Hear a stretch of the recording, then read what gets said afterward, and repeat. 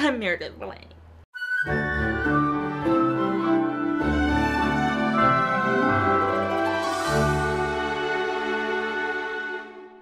Welcome back to Every Disney Movie Ever. My name is Jess and I'm watching Every Disney Movie Ever. Today I'm going to talk about The Parent Trap. The Parent Trap is a 1998 theatrical release. It's directed by Nancy Meyers, cinematography by Dean Cundy, editing by Stephen A. Rotter, music by Alan Silvestri, and it's written by David Swift, Nancy Meyers, and Charles Shire. Nancy Meyers is best known for It's Complicated, Something's Gotta Give, The Holiday, and The Intern. Dean Cundy, Alan Silvestri, and David Swift I've all covered in previous videos. They'll be listed and linked in the description. Stephen A. Rotter is best known for Dog Day Afternoon, The Right Stuff, Rising Sun, and Little Big Man. Charles Shire is best known for Alfie, Private Benjamin, Father of the Bride in this. The film is based off a book called Lottie and Lisa by Eric Kastner, released in 1949. Shall we compare?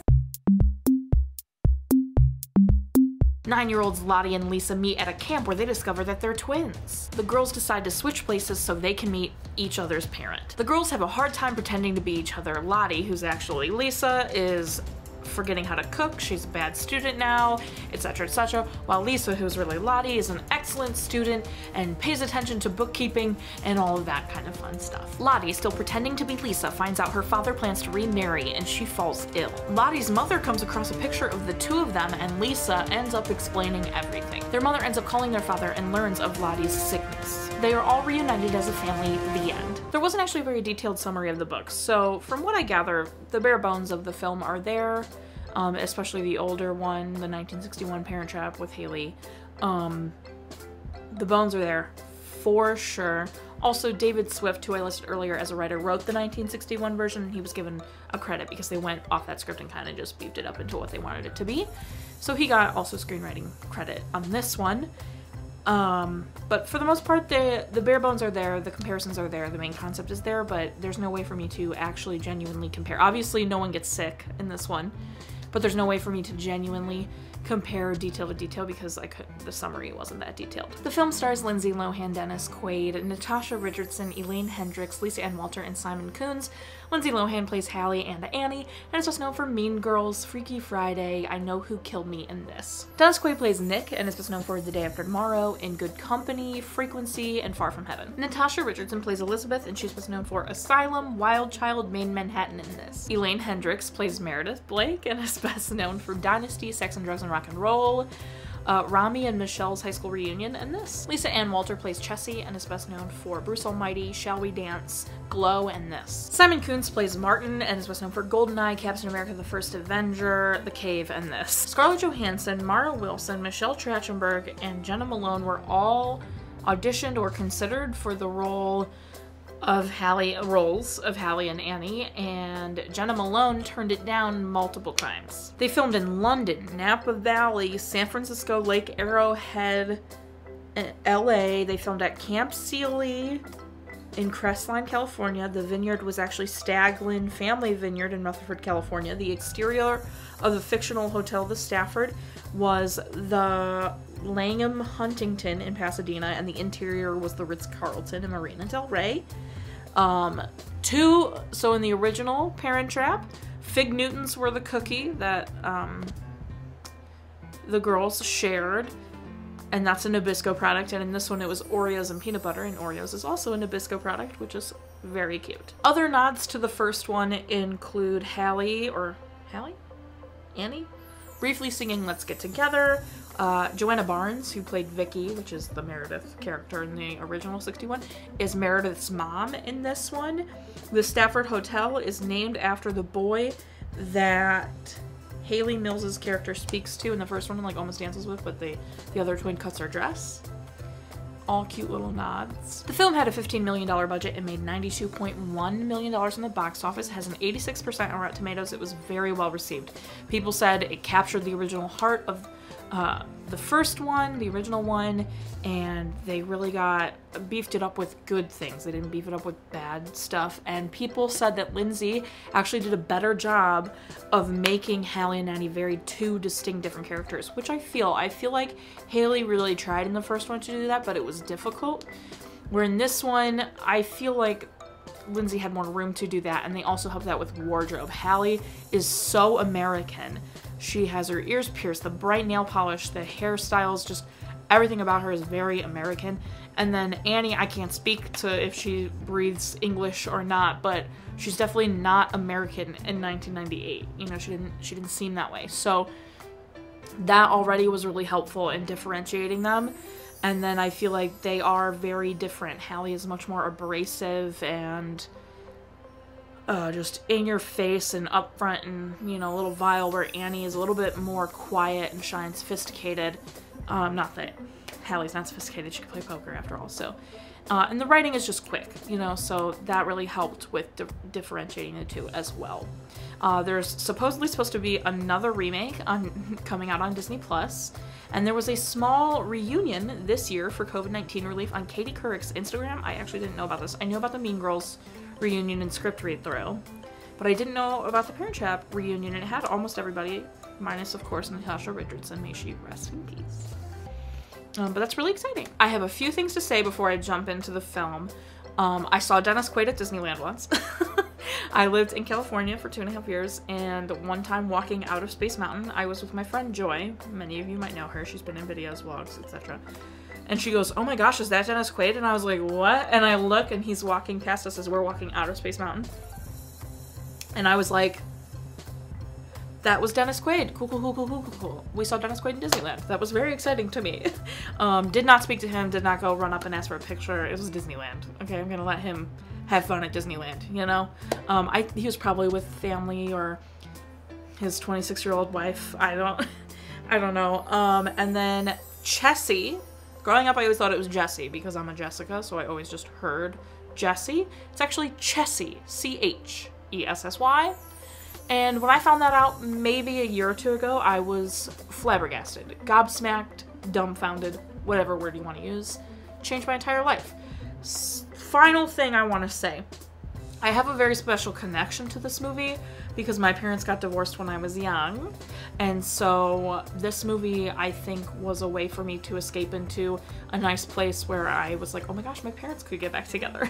This movie gives me hope that my parents could get back together, even though obviously once I became like an older age, I was like, I don't want my parents to get back together. That would probably actually be a nightmare situation. So they get along, just so everybody knows. My parents get along. They love each other. It's great. They're just not meant to be married. And that's a-okay because Eric and I are great, so. I absolutely love this movie. I have tiny things I want to say, like the perfectly manicured hands at the beginning when they're putting the rings on, like, we love to see it. But also, I did watch the commentary on this film years ago, and the thing that like sticks out to me the most is right at the beginning during that wedding montage, it was body doubles. It was not Natasha Richardson and Dennis Quaid. Why would you use them when you never see their faces? So it's body doubles at the very beginning of that. And I have ruined many a things for my family after, you know, just like knowing more about the filmmaking process. And so normally I use, like, I ruin it during like a cop show or something like that, right?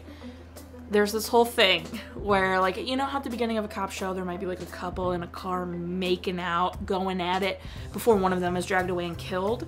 Well, they shot that in one day. 100% they shot that scene maybe in like 4 hours even. They shot it on one day, and every time I see a scene like that in a cop show or any kind of show where they got like a brief thing right at the beginning to set up like a murderer, or, you know, like in Supernatural or stuff like that, Criminal Minds, Mentalist, whatever it is, I always will be watching that scene and be like, those two actors met that day. Like, I'll just immediately, I'm like, those two actors met that day and have to go hard at each other in the backseat of this car. They have to make out so hard. They probably exchanged like a few pleasantries and then it was time to mac. And it makes me laugh every time. So I call it they met that day syndrome. And I've pointed that out to Mariah now. So now, like, when Mariah watches, like, she's been watching Criminal Minds, when she sees something similar to that, she'll be like, they met that day. I'm like, they did meet that day, which is very funny to me. So this, it's not to that extreme because they don't really have to like kiss or do anything dramatic, but they have to dance romantically and they're like pretending to get married, these body doubles, and I'm like, they met that day.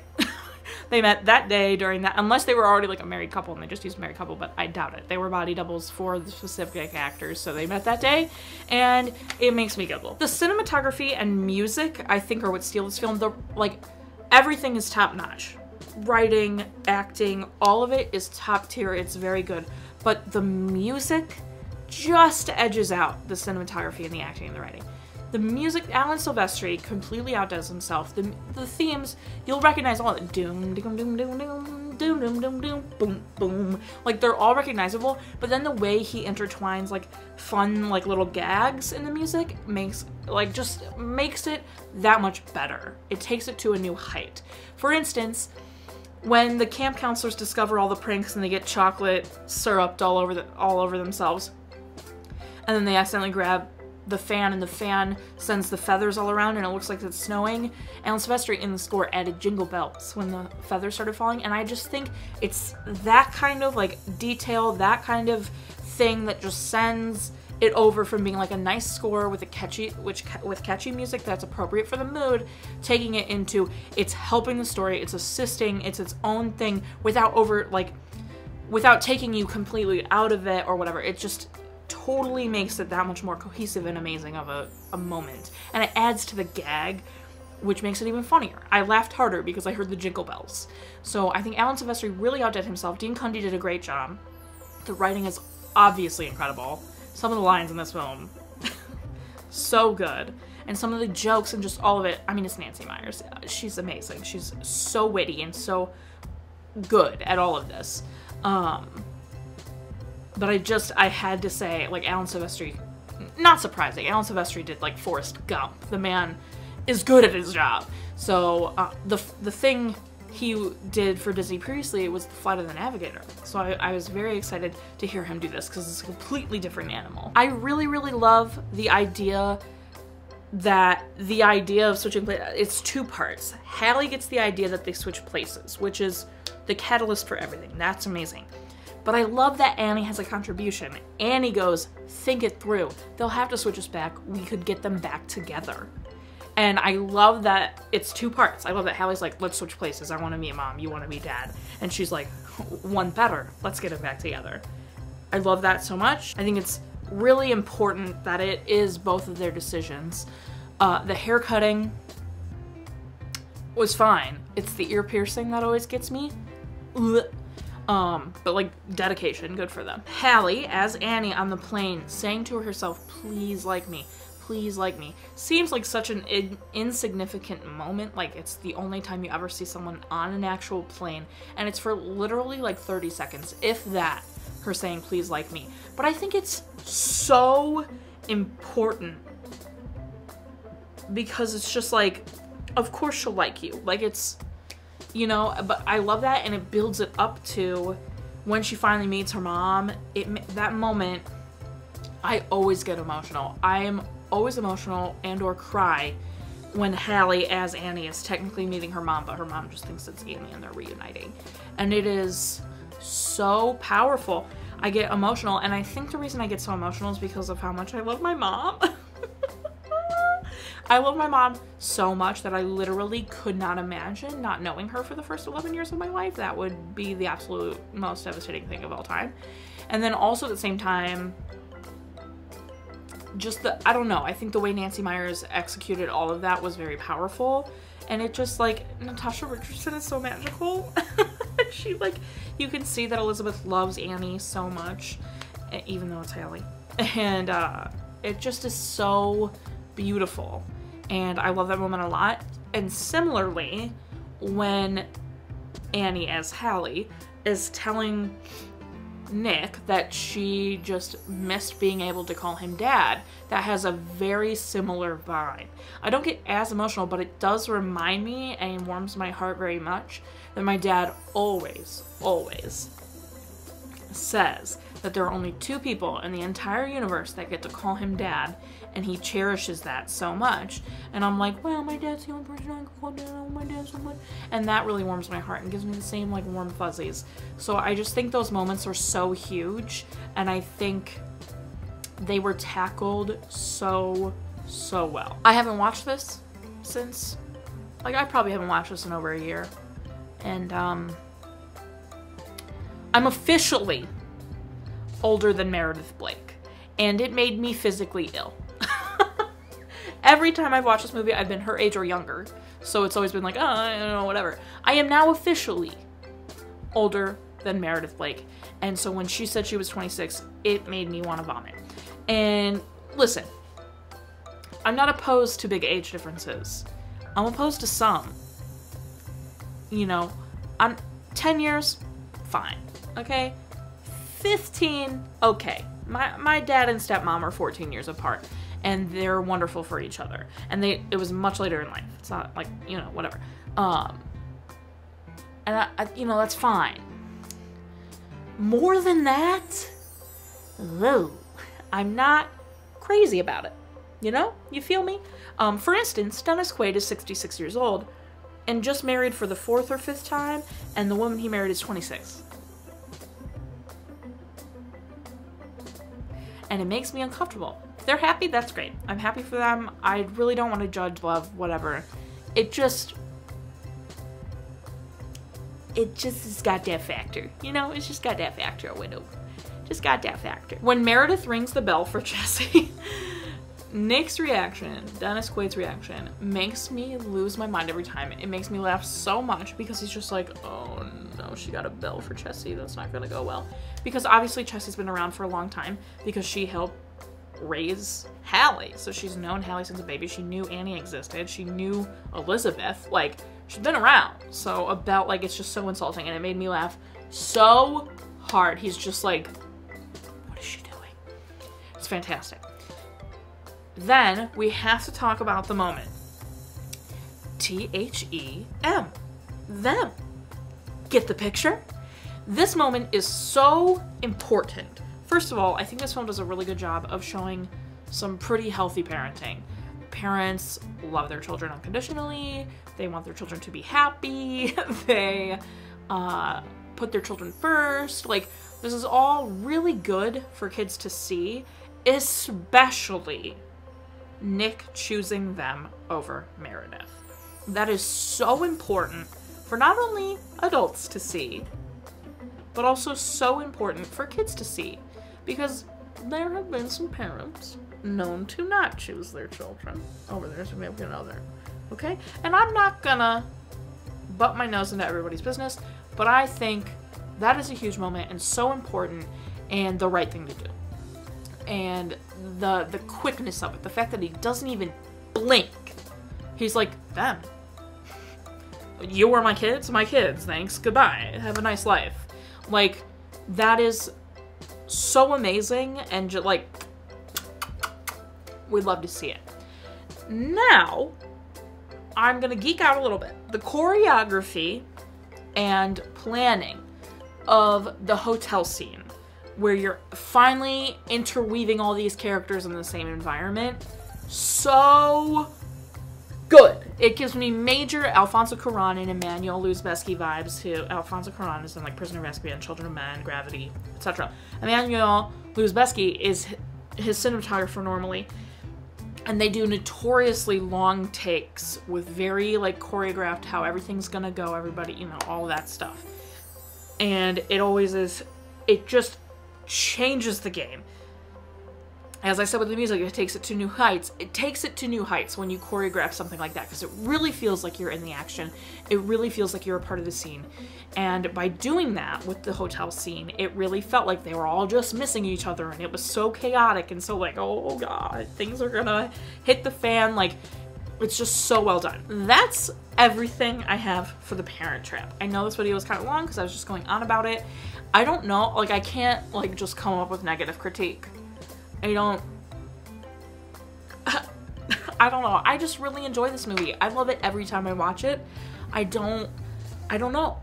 I just really enjoy the film. I like it. My final rating is 9 twins out of 10. Our total movie count is. Our cry count is. Parent Death Toll is still the same. If you want to keep up with the movie I'm watching when, follow me on Instagram. I'm sure you'll find out movie I'm watching when. I put it videos every Monday and Friday and sometimes Wednesday. Join Patreon. Lots going on over there. Seriously, weekly blog posts, monthly podcasts, patron requests, vlogs. So much stuff is going on over there. Community chat, coupon code, exclusive merch, all of it. Go over there and join. It's a great time. Buy merch. Okay? Okay? Merch is great. You should buy it. Okay? Great. Until next time, comment, until next time, comment, like, subscribe, and I'll show you are, so you do, and don't be Meredith about it. Except you don't have to cry hysterically. Oh, yes, I do.